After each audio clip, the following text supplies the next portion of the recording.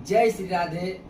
आप सभी सनातन धर्मावलंबियों से हम श्रावण मास के विषय में चर्चा करेंगे कि श्रावण मास में कितने सोमवार पड़ रहे हैं और कितने तारीख को नाग पंचमी है और नाग पंचमी के दिन क्या होता है, तो उसी के विषय में हम चर्चा करेंगे। और महाशिवरात्रि कितने तारीख को है, इसी के विषय में, सावन के महात्म्य के विषय में आप लोगों से हम बात करेंगे। और हमारे साथ श्री नीलकमल पांडे जी हमारे यहाँ उपस्थित हैं और इनके साथ हम आप लोगों को जो है वह श्रावण मास के विषय में, श्रावण मास के महात्म्य के विषय में बतलाएंगे। और जितने हमारे पास जानकारी होती है उस जानकारी के अनुसार आप लोगों से हम शेयर करते हैं, हम लोग बताते हैं, क्योंकि आप लोगों को भी हमारे सनातन धर्म में कौन सा व्रत करने से क्या फल की प्राप्ति होती है और किस प्रकार के करने से जो है वह फल की प्राप्ति होती है और किस प्रकार व्रत का करने से आपको फल नहीं मिल सकता है, बल्कि आपके ऊपर दुविधा और दुखों का छाया आ सकता है। तो वही सबसे बड़ा विधान है। कोई भी व्रत आप कर रहे हैं, पारण का विधान है, व्रत करने का विधान है, समय का विधान है, मुहूर्त का विधान है, कब से कब तक कौन सा व्रत करना चाहिए, और इसी के संदर्भ में हम आप लोगों को बतलाते हैं। तो आज हम श्रावण सोमवार के विषय में और श्रावण मास के महात्म्य के विषय में आप लोगों से बात करेंगे। तो देखिए, इस साल का जो सावन है वह 30 तारीख को जो है वह आरंभ हो जा रहा है और 3 तारीख को जो है वह प्रथम सोमवार है और दिन तिथि है पंचमी तिथि, दिन सोमवार पड़ रहा है। और दूसरा सोमवार जो है 10 तारीख को दूसरा सोमवार पड़ रहा है, तिथि द्वादशी है और साथ में त्रयोदशी तिथि भी लग जा रही है उसी। 10 तारीख को द्वादशी और त्रयोदशी यानी कि त्रयोदशी का क्षय हो गया है। इसी वजह से जो है वह 11 तारीख को जो है शिवरात्रि पड़ रही है, 11 तारीख को शिवरात्रि हो रही है। और तृतीय सोमवार जो है वह 17 तारीख को जो है वह नाग पंचमी पड़ रहा है और वो दिन सोमवार की है। देखिए कितना अच्छा संयोग बन रहा है कि नाग पंचमी और सोमवार तिथि जो है वह संयुक्त हो जा रही है। सोमवार दिन और नाग पंचमी तिथि जो है वह संयुक्त होने से यह बहुत अच्छा योग बन रहा है। इस दिन भगवान जो है शिव जी का पूजा करने से आपको विशेष फल मिलेगा, आपको विशेष लाभ मिलेगा।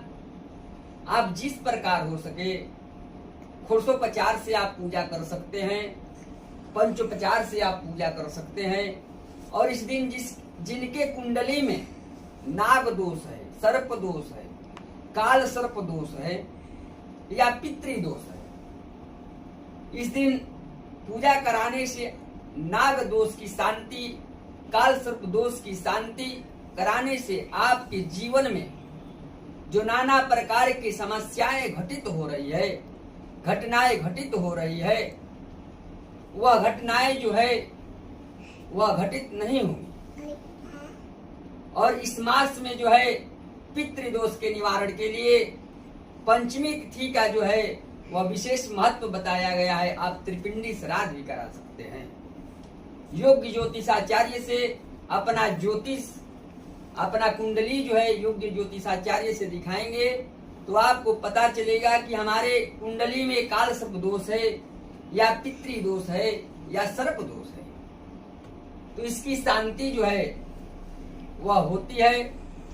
ऐसे आंशिक काल सर्प दोष भी होते हैं जिसको पूजा करवाने के, अनुष्ठान करवाने की जरूरत नहीं है, परंतु बहु लोगों को मन में शांति नहीं मिलती है, इसीलिए इसका भी लोग पूजा करवा लेते हैं। आंशिक काल सर्प दोष होता है। तब भी इसके विषय में हम दूसरे वीडियो में आपसे विस्तार से चर्चा करेंगे। अब आगे चलते हैं तो काल सर्प दोष का, आंशिक काल सर्प दोष का कुछ उपाय भी है। जैसे जोड़ा नाग है, तांबे का जोड़ा नाग किसी शिव मंदिर में जाकर के आप रख दे रहे हैं। शिव मंदिर में तांबे का, जहाँ एकांतेश्वर महादेव यानी एकांत में जो शिव जी हैं, जहाँ पर कोई पूजा पाठ नहीं कर रहा है, वह एकांत में है। कभी कभी लोग पहुंच जा रहे हैं, वहां पर आप अगर पूजा पाठ कर रहे हैं, अगर वहां पर जाकर के आप तांबे का नाग का अगर दान कर रहे हैं और वहां पर उस दिन विधिवत रुद्राभिषेक करा रहे हैं या कर रहे हैं, तो आपके ऊपर जितने भी जो है वह जितने भी है जो है आपके काल सर्प दोष है वह सब शांति हो जाएंगे। और एकांत में जो महादेव जी का मंदिर है, वहां पर अगर आप पूजा करते हैं तो आपको विशेष फल की प्राप्ति होती है। तो महाराज बताइए कि हमें रुद्र अभिषेक करने का क्या फल है? तो देखिए, हमारे महाराज जी बहुत उत्तम पर बहुत सुंदर प्रश्न पूछ रहे हैं कि रुद्राभिषेक करने का क्या फल है। तो देखिए, रुद्राभिषेक करने से जीवन में नाना प्रकार की समस्याएं का समाधान होता है। ऐसे तो रुद्राभिषेक जो है वह तिथियां निकालनी पड़ती है प्रत्येक मास में। अगर हम आषाढ़ में कर रहे हैं तो उसमें तिथि निकालना पड़ेगा कि हम कौन सी तिथि को गुणा भाग कर करके हम लोग निकालेंगे, जो शेष बचेगा उसके अनुसार हम तिथि रखेंगे कि नहीं इस तिथि को जो है वह शुभ है। परंतु श्रावण मास में जो श्रावण एक ऐसा उत्तम मास है कि उस दिन में तिथि नहीं देखना है और न गुणा भाग गणित करना है। आप सावन में जो है वह एक माह में पर्यंत आप जिस समय आपको अच्छा शुभ मिले, सोमवार को मिले, शुक्रवार को मिले, रविवार को मिले, बुधवार को मिले, इसमें दिन भी नहीं देखना है। क्योंकि सावन का जो महीना है वह पावन मास है। सावन जो है वह पावन मास है और इसमें दिनों की जो है वह गणना नहीं करना, न तिथियों की गणना करना है। आप जिस दिन हो सके उस दिन भगवान शिव का रुद्राभिषेक कर सकते हैं। तो देखिए महाराज जी, रुद्राभिषेक भी 18 प्रकार, 12 प्रकार, 11 प्रकार, 5 प्रकार से होती है। तो जिसमें किसी के पास संतान का भाव है, संतान प्राप्ति के लिए आप दुग्ध से, जो दूध से है वह रुद्राभिषेक कर सकते हैं। अगर आप किसान हैं और वर्षा के लिए आप गंगा जल से जो है भगवान का अभिषेक कर सकते हैं। मनोकामना की पूर्ति के लिए आप भगवान शिव का जो है वह भगवान शिव का जो है वह दूध से जो है दूध से भगवान का अभिषेक कर सकते हैं। आप पशु के लिए अगर करना चाहते हैं, आपके घर में पशु है लेकिन उचित कोई तबीयत खराब हो गया है, बीमार हो गई है पशु आपके घर में, तो उनके वृद्धि के लिए आप दधी से जो है भगवान शिव का अभिषेक कर सकते हैं। अगर आप घर में कोई व्यक्ति है, उसका तबीयत खराब हो जा रहा है, वह बीमार से ग्रसित है, अगर उसके बीमार की स्थिति है, उस लिए आप उसकी बीमारी की मुक्ति के लिए जो है आप पूसा के जल से जो है वह रुद्राभिषेक भगवान शिव का कर सकते हैं। तो इसी प्रकार से अलग अलग बताया गया है। इस पर हम विशेष चर्चा करेंगे अगले वीडियो में, क्योंकि अभी हम सावन के विषय में ही आप लोगों से हम बात करेंगे। तो देखिए, 24 तारीख को जो है 24 तारीख को जो है वह चतुर्थ सोमवार पड़ रहा है, द्वादशी तिथि है और उसी दिन द्वादशी तिथि को ही जो है वैष्णव नाम एकादशी व्रत है।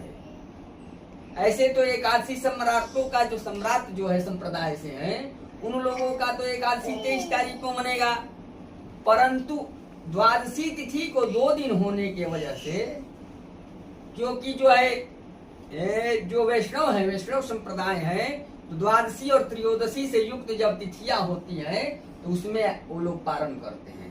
अब उस दिन भी द्वादशी तिथि है, भले ही द्वादशी में व्रत करेंगे, लेकिन जो इसका पारण का इन लोगों का समय है वह जो है वह द्वादशी से युक्त त्रयोदशी में करेंगे। इसलिए उसमें वैष्णव नाम एकादशी उस दिन पड़ रहा है 24 तारीख को। इस एकादशी के संदर्भ में भी मैं पीछे बहुत वीडियो बनाए हैं हम इस वेद विज्ञान चैनल के माध्यम से। और इसी के साथ हम इस वीडियो को विराम करते हैं। जय श्री राधे, हर हर महादेव।